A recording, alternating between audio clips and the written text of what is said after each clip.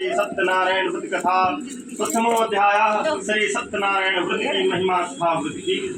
एकदा नैमिषारण्यर्षया शौनकादया प्रपुच्छमुनयः सर्वे सूक्तम पौराणिकम खलु। श्री व्यास जी ने कहा कि एक समय नैमिषारण्य तीर्थ में शौनकादि सभी ऋषियों तथा मुनियों ने पुराण शास्त्र के वेत्ता श्री सूत जी महाराज से पूछा कि व्रतेन तथा किं रायेत वाचितं फलम तत्वर्षं श्रोतुमिच्छामः कथस्य महामुनि। ऋषियों ने कहा कि हे महामुनि, किस व्रत अथवा तपस्या से मनोवांछित फल प्राप्त हो सकता है, वह सब हम सुनना चाहते हैं। यदि आपकी मेरे ऊपर कृपा हो तो सुनाने की कृपा करें। तो श्री सूत जी बोले कि हे श्रेष्ठ मुनियों,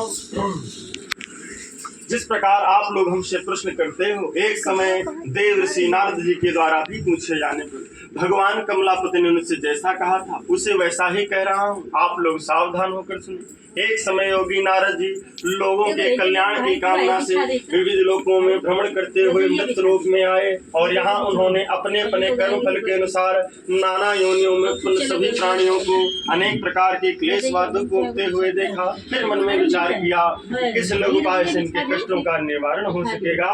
ऐसा विचार करके नारद जी विष्णु हो गए। तत्रम नारायणम देवम शुक्लवर्णम दृष्टवा चक्र में वहाँ चार भुजाओं वाले और शंख चक्र गदा तथा वनमाला से विभूषित शुक्लवर्ण भगवान नारायण का दर्शन कर उन देवाधिदेव की वे स्तुति करने लगे। नारद जी बोले कि हे वाणी और मन से परे स्वरूप वाले अनंत शक्त्यादमन तंत्र से तथा भक्तों की पीड़ा नष्ट करने वाले परमात्मन आपको नमस्कार। स्तुति सुनने के अंतर श्री भगवान ने कहा कि हे नारद जी, आप किस प्रयोजन से यहाँ आए हो, आपके मन में क्या है, कहिए, वह सब कुछ मैं आपको बताऊंगा। भगवान की बात सुनकर नारद मुनि ने कहा कि हे प्रभु, मृत लोक में अपने अपने पाप कर्मों के द्वारा इन योनियों में सभी प्राणियों को अनेक प्रकार का दुख हो रहा है। हे भगवान, इनके दुखों का सुनिश्चित रूप से नाश हो सके कोई ऐसा उपाय बताएं। नारद जी की बात सुनकर भगवान बोले कि हे वत्स, संसार के ऊपर अनुग्रह करने की इच्छा से आपने बहुत अच्छी उत्तम बात पूछी। जिस व्रत के करने से प्राणी मोह से मुक्त हो जाता है उसे मैं आपको बताता हूँ, सुनो। हे वत्स, स्वर्ग और मृत्यु लोक में दुर्लभ भगवान सत्यनारायण का यह एक महान पूर्ण व्रत है। आपके स्नेह के कारण से मैं से कह रहा हूँ। अच्छी प्रकार विधि विधान से भगवान सत्यनारायण का व्रत करके मनुष्य शीघ्र ही सुख प्राप्त कर परलोक में मोक्ष प्राप्त कर सकता है। भगवान की ऐसी वाणी सुनकर नारद मुनि ने फिर कहा कि फलम के विधानम चक्रतम कैनेव तद्व्रतम तत्वर्षम विस्तरादि कथाकारम व्रत प्रभु। नारद जी बोले कि हे भगवान, इस व्रत को करने का फल क्या है और इसका विधान क्या है, इस व्रत को किसने किया और इसे कब करना चाहिए, यह सब विस्तार पूर्वक बतलाइए।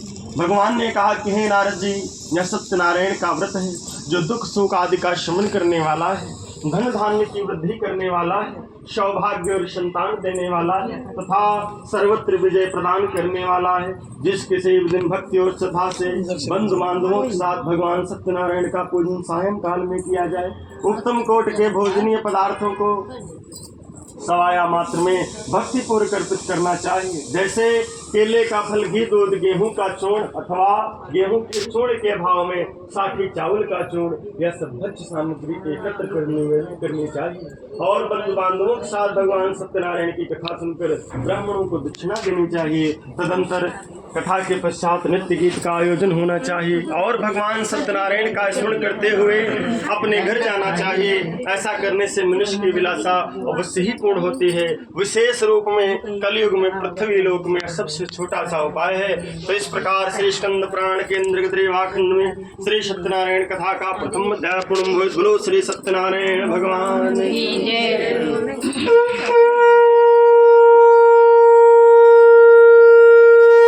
श्री सीताराम। दूसरा अध्याय निर्धन ब्राह्मण तथा काष्ठक्रेता की कथा।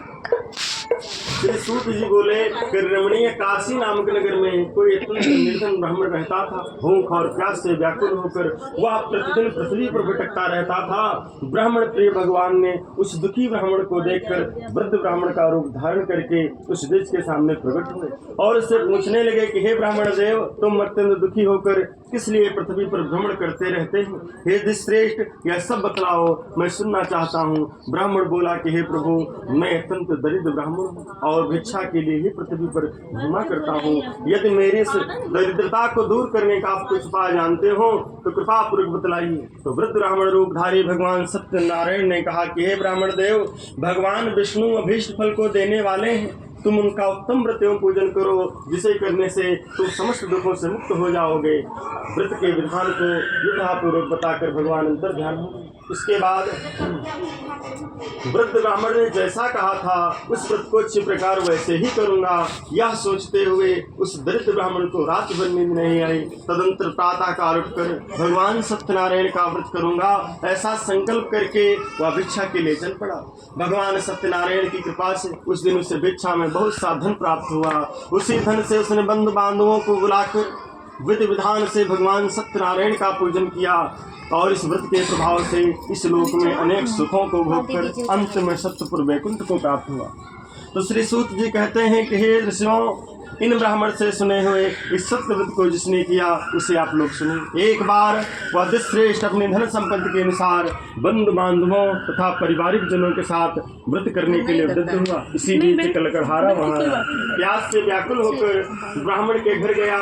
ब्राह्मण को व्रत में दीक्षित देकर पूछने लगा कि हे ब्राह्मण देव, आप यह क्या कर रहे हैं? इसे करने से किस फल की प्राप्ति होती है? दुष्ट ने कहा कि हे लकड़हारे, यह सत्यनारायण का व्रत है जो सभी मनोरथों को प्रदान करने वाला है। उसी के प्रभाव से मुझे यह महान धन धान्य आदि प्राप्त हुआ है। जल पीकर तथा प्रसाद ग्रहण करके वह नगर की ओर चला गया और मन से ऐसा सोचने लगा कि आज लकड़ी बेचने से धन प्राप्त होगा, उसी धन से मैं भगवान सत्यनारायण का पूजन करूंगा। इस प्रकार मन से चिंतन करता हुआ लकड़ी को मस्तक पर रखकर सुंदर नगर में गया, जहाँ धन संपन्न लोग रहते थे। भगवान सत्यदेव की कृपा से उस दिन उसने लकड़ी का दुगुना मूल्य प्राप्त किया। तदंतर प्रसन्न हृदय होकर पके हुए केले का फल, घी, दूध, गेहूं का चूर्ण सवाया मात्र में लेकर घर गया। तत्पश्चात बंधु बांधवों को बुलाकर विधि विधान से भगवान सत्यनारायण का पूजन किया और इस लोक में अनेक सुखों को भोगकर अंत में सत्यपुर वैकुंठ को प्राप्त हुआ। तो इस प्रकार श्री स्कंद पुराण के अंतर्गत रेवाखंड में श्री सत्यनारायण कथा का 2वां अध्याय पूर्ण हुआ। बोलो श्री सत्यनारायण भगवान की जय।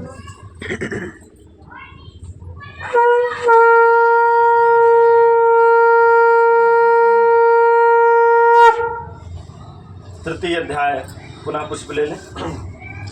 राजा उल्कामुख साधुर्णिकम लीलावती कलावती की कथा। श्री सूत जी बोले कि हे श्रेष्ठ मुनियों, अब इसके बाद में और आगे कथा कहूंगा, आप लोग सुने। प्राचीन काल में उल्कामुख नाम का एक राजा था। वह जितेंद्रिय, सत्यवादी तथा अत्यंत बुद्धिमान था। वह विद्वान राजा प्रतिदिन देवालय जाता, वहां ब्राह्मणों को धन देकर संतुष्ट करता था। कमल के समान मुख वाली इसकी धर्मपत्नी शील, विनय, सौंदर्य तथा पतिपारायणा थी। राजा एक दिन अपनी धर्मपत्नी के साथ भद्रशिला नदी के तट पर भगवान सत्यनारायण का पूजन कर रहा था। उसी समय अनेक प्रकार की धनराशि संपन्न होकर एक साधु वणिक वहां आया। नदी के तट पर नाव को स्थापित करके राजा के समीप जाकर पूछने लगा कि हे राजन, आप यह नदी के तट पे क्या कर रहे हो? इसे करने से किस फल की प्राप्ति होती है? राजा ने कहा कि हे साधु, पुत्र आदि की प्राप्ति की कामना से मैं अतुल तेज संपन्न भगवान विष्णु का व्रत एवं पूजन कर रहा हूँ।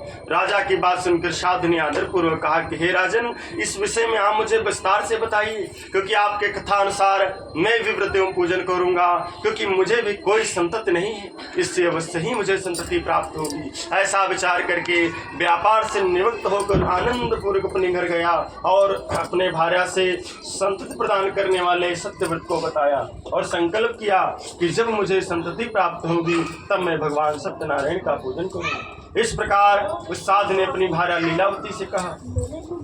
एक दिन उसकी लीलावती नाम की सती साधु भार्या पति के साथ ऋतुकालीन धर्मचर्य में प्रवृत्त हुई और भगवान सत्यनारायण की कृपा से वह उसकी भार्या में हुई। 10वें महीने में उसे कन्या उत्पत्ति हुई और वह कन्या शुक्ल पक्ष के चंद्रमा की भांति दिन प्रतिदिन बढ़ने लगी। उस कन्या का नाम कलावती रखा गया। फिर इसके बाद एक दिन लीलावती अपने स्वामी से बुद्धवाणी में कहा कि हे स्वामी, आप पूर्व में संकल्पित हैं, भगवान सत्यनारायण का पूजन क्यों नहीं कर रहे? तो साधु बोला कि इसके विवाह के समय पूजन करेंगे। इस प्रकार अपनी पत्नी को भली भांति आश्वस्त कर वह नगर की ओर चला गया। तदनंतर कुछ समय बीतने के बाद धर्म के साथ लीला करके अपनी कन्या को विवाह योग्य देखकर आपस में मंत्रणा करके विवाह की श्रेष्ठ वर का अन्वेषण करो, ऐसा दूत से कहकर शीघ्र ही उसे भेज दिया।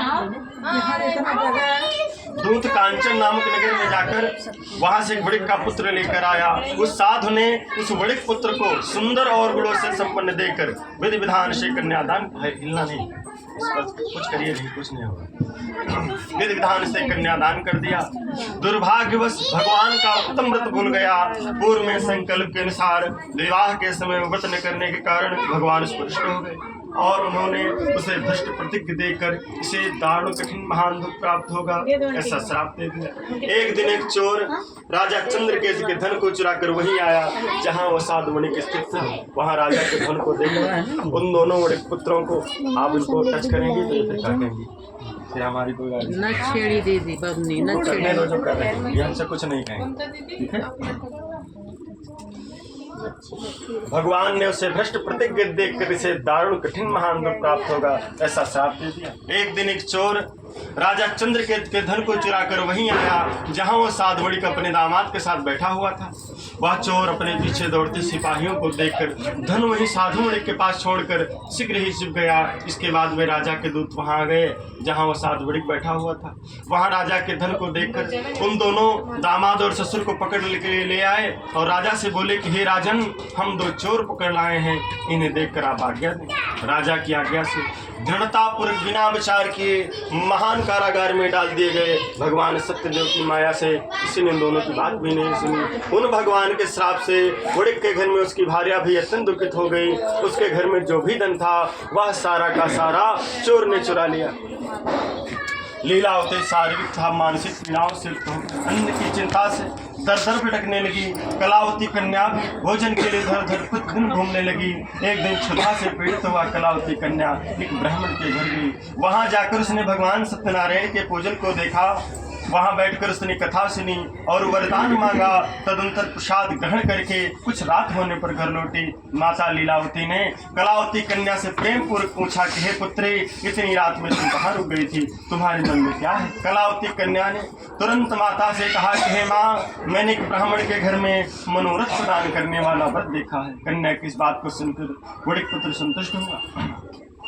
उसको याद आई कि हमारे पति ने संकल्प तो लिया था लेकिन पूजन नहीं किया, शायद हम लोग इसीलिए दुखी हैं। तुरंत ही उसने भगवान सत्यनारायण का पूजन किया और इस प्रकार प्रार्थना की कि हे भगवान, आप हमारे पति एवं दामाद के अपराध को क्षमा करें, वे अपने घर शीघ्र ही आ जाएं। ऐसा कहकर बारंबार प्रणाम किया।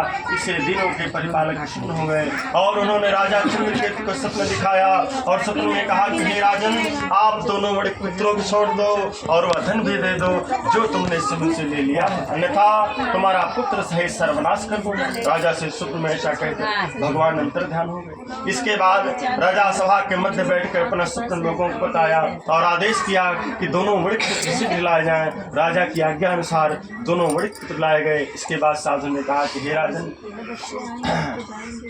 हे साधु, आप लोगों को प्रारब्धवश यह महान दुख प्राप्त हुआ है, अब इसमें कोई भय की बात नहीं। ऐसा कहकर उनकी बेड़ी खुलवाकर छोड़कर मादे कराया, वस्त्र अलंकार देकर उन्हें आनंदित किया। पहले जो धन लिया था उसे दूना करके दिया। फिर राजा ने कहा कि हे साधु, आप अपने घर को जाए। राजा को प्रणाम करके आपकी कृपा से हम जाए। ऐसा कहकर उन दोनों महावेश्य ने अपने घर के उपस्थान किया। अब भी उनको भगवान की याद नहीं आई। इस प्रकार श्री स्कंद पुराण के अंतर्गत रेवाखंड में श्री सत्यनारायण कथा का तृतीय अध्याय पूर्ण हुआ। बोलो श्री सत्यनारायण भगवान की जय।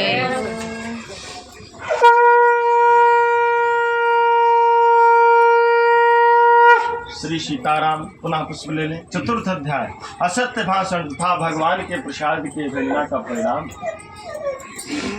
श्री सूत जी बोले कि साधु वणिक मंगलाचरण कर ब्राह्मणों को धन देकर नगर की ओर चल पड़ा। साधु के कुछ दूर जाने पर भगवान की उसकी सत्यता की परीक्षा के विषय में जिज्ञासा हुई। भगवान सत्यनारायण दंडी सन्यासी को रूप धारण करके साधु के सामने प्रकट हुए और पूछने लगे कि हे साधु, तुम्हारे इनाम में क्या भरा हुआ है? तब धन के मध्य में चूर। दोनों महाजनों ने अवहेलना पर हंसते हुए कहा कि दंड क्यों पूछ रहे हो? क्या तुम्हें कुछ द्रव्य लेने की इच्छा है? हमारी नाव में तो लत्ते पत्ते आदि भरे हुए हैं। ऐसी निष्ठुर वाणी सुनकर तुम्हारी बात सच हो जाए, ऐसा कहकर दंडी सन्यासी को रूप धारण किए भगवान कुछ दूर जाकर समुद्र के समीप बैठ गए। दंडी के चले जाने पर नित्य क्रिया करने के पश्चात उतराई हुई जल में ऊपर की उठी हुई नाव को देखकर साधु बड़े कृतज्ञ आश्चर्य में पड़ गया और नाव में लत्ते पत्ते को देखकर मूर्छित होकर पृथ्वी पर गिर पड़ा। सचेत होने पर उसके दामाद ने इस प्रकार कहा कि आप शोक क्यों करते हैं? दंडी ने आपको श्राप दे दिया है। इस स्थिति में वही चाहे सब कुछ कर सकते हैं। अंततः हमें उन्हें शरण में जाना चाहिए क्योंकि मन की इच्छा वही पूर्ण होगी। दामाद की ऐसी बात सुनकर साधु बड़े के दंडी के पास गया, उन्हें हाथ जोड़कर प्रणाम करके कहने लगा कि हे भगवान, आपके सन्मुख जो कुछ मैंने असत्य भाषण अपराध किया है, झूठ बोला है, आप मेरे अपराध को क्षमा करें। ऐसा कहकर बारंबार प्रणाम करके महान शोक से रुदन करने लगा। दंडी ने सुरोता हुआ देखकर कहा कि हे मूर्ख, रो मत, मेरी बात सुनो। मेरी पूजा से उदास होने के कारण मेरी आज्ञा से तुमने बारंबार दुख प्राप्त किया है। भगवान की ऐसी वाणी सुनकर वह उनकी स्तुति करने लगा। साधु ने कहा कि हे प्रभु, यह तो आश्चर्य की बात है कि आपकी माया से मोहित होने के कारण ब्रह्मादि देवता भी आपके गुणों को यथावत रूप से नहीं जान पाते, फिर मैं मूर्ख कैसे जान सकता हूँ? आप प्रसन्न हो, मैं अपने धन संपत्ति के अनुसार आपका पूजन करूंगा। मैं आपकी शरण में आया हूँ। मेरा जो नौका में स्थित पुराना धन था उसकी तथा मेरी रक्षा करें। भगवान की भक्ति तुम्हारी सुनकर प्रसन्न हो गए और भगवान हरि तुझे बीज प्रदान देकर अंतर ध्यान हो गए। इसके बाद साधु अपनी नौका में चढ़ा, उसे धन धान से परिपूर्ण देखकर अपने देश के लिए प्रस्थान किया। कुछ दूर चलकर साधु ने अपने दामाद से कहा कि वह देखो, मेरी रत्नपुरी नगरी दिखाई दे रही। अपने धन के रक्षक दूत को अपने आगमन का समाचार देने के लिए नगरी को भेजा। तत्पश्चात दूत नगर में जाकर साधु की भार्या को देखकर हाथ जोड़कर प्रणाम करके कहने लगा कि सेठ जी बहुत सारे धन धान से संपन्न होकर नगर के निकट पधार गए। दूत के मुख से बात सुनकर वह महान आनंद से विहल हो गई और साधु ने भगवान सत्यनारायण का पूजन करके अपनी पुत्री से कहा कि मैं साधु के दर्शन के लिए जा रही हूँ, तुम शीघ्र ही आओ। माता का आशा वचन सुनकर व्रत को समाप्त करके प्रसाद का परित्याग करके कलावती कन्या भी अपने पति के दर्शन के लिए चल पड़ी। प्रसाद का परित्याग कर देने के कारण भगवान स्पष्ट हो गए और उन्होंने उसके पति को धन के साथ हरण करके जल में डुबो दिया। इसके बाद कलावती कन्या अपने पति को नष्ट हो जाने पर हो गई और पति की पादुका लेकर अनुगमन करने के लिए मन में निश्चय किया। कन्या के इस प्रकार आचरण को देखकर भारत सहित धर्मज्ञ साधु बड़े अत्यंत संतप्त हो गया और सोचने लगा कि या तो भगवान सत्यदेव ने हमारी धन धान्य भरी नौका को पूर्ण किया है अथवा हम सभी भगवान सत्यनारायण की माया से मोहित हो गए हैं। मैं अपनी धन संपत्ति के अनुसार आपका पूजन करूंगा। मैं आपकी शरण में आया हूँ। मेरा जो नौका में स्थित पुराना धन था तथा मेरे दामाद की रक्षा करें। भगवान उच्च भक्त कुमारी सुनकर प्रसन्न हो गए और भगवान जनार्दन आकाशवाणी करते हुए कहा कि हे साधु, तुम्हारी कन्या प्रसाद छोड़कर अपने पति के दर्शन के लिए चली आई। निश्चय ही कार्य उसका पद दृश्य हो गया। यदि घर जाकर अपना प्रसाद ग्रहण करे तो हे साधु, तुम्हारी पुत्री पति को प्राप्त करेगी, इसमें कोई संशय नहीं। कलावती कन्या भोजन के लिए धर आकाश मंडल से शिवानी सुनकर तुरंत ही घर गई और उसने भगवान का प्रसाद ग्रहण किया। पुनः आकर सजनों तथा अपने पति को देखा। फिर कलावती कन्या ने अपने पिता से कहा कि हे पिता, अब तो घर चलें, विलंब क्यों करते हैं? कन्या की इस बात को सुनकर बड़े पुत्र संतुष्ट हुआ। तदंतर पूर्णिमा तथा संक्रांत पर्वों पर भगवान सत्यनारायण का पूजन करते हुए इस लोक में अनेक सुखों को भोग कर अंत में सत्य वैकुंठ को प्राप्त हुआ। तो इस प्रकार श्री स्कंद पुराण के अंतर्गत रेवाखंड में श्री सत्यनारायण कथा का चतुर्थ अध्याय पूर्ण हुए। बोलो श्री सत्यनारायण भगवान की जय।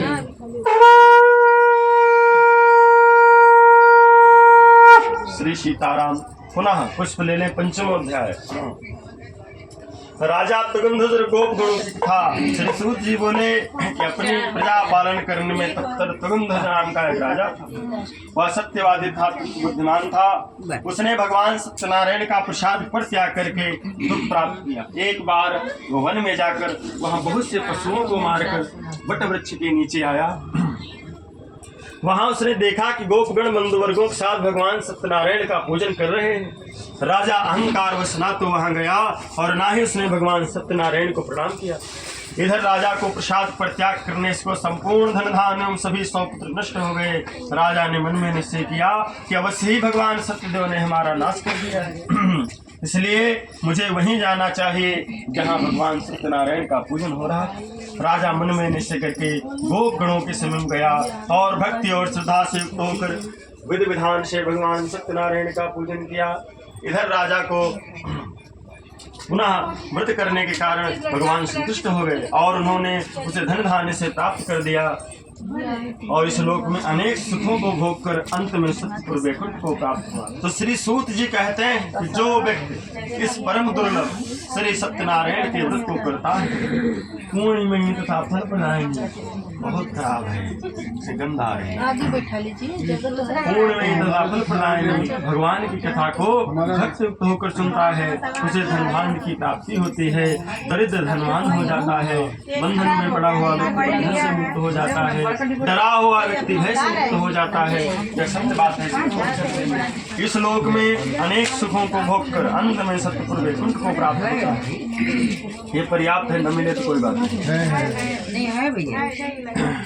तो श्री सूत जी कहते हैं कि हे ऋषियों, पूर्व काल में जिन लोगों ने भगवान सत्यनारायण का व्रत किया था उनके अगले जन्म का वृतांत कहता हूँ, आप सुने। महान प्रज्ञा संपन्न श्रान नाम के ब्राह्मण सत्यनारायण का व्रत करने के प्रभाव से दूसरे जन्म में सुदामा नाम के ब्राह्मण हुए और उस जन्म में भगवान श्री कृष्ण का ध्यान करके उन्होंने मोक्ष प्राप्त किया। महाराज उल्कामुख दूसरे जन्म में गुहों का राजा हुआ। उस जन्म में भगवान श्री रामचंद्र जी की सेवा करके अंत में मोक्ष को प्राप्त किया। इसी प्रकार लीलावती एवं साधमणि पिछले जन्म के सत्यव्रत के प्रभाव से दूसरे जन्म में मौरध्वज नाम का राजा हुआ और उस जन्म में आरे से चीरकर अपने पुत्र के आधे देह भगवान विष्णु को अर्पित करके मोक्ष को प्राप्त किया। जो गोपगण थे वे सभी ब्रजमंडल में निवास करने वाले गोप हुए और सभी राक्षसों का संहार करके भगवान श्री कृष्ण का ध्यान करके उन्होंने भगवान का शास्त्र ध्यान गोलोक प्राप्त किया। इस प्रकार श्री स्कंद पुराण के अंतर्गत रेवाखंड में श्री सत्यनारायण कथा का पंचमोध्याय पूर्ण हुआ। बोलो श्री सत्यनारायण भगवान की जय हो। सब लोग अपना अपना पुष्प